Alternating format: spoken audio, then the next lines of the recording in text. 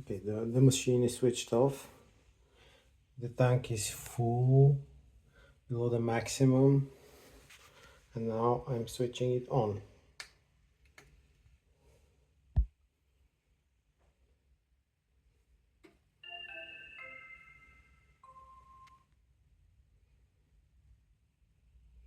I directly get the message that there's no water, nothing is heating, I cannot select anything.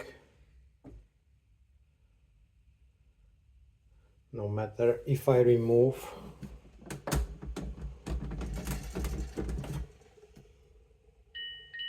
okay, detects that there's no, but then when I pull it back down,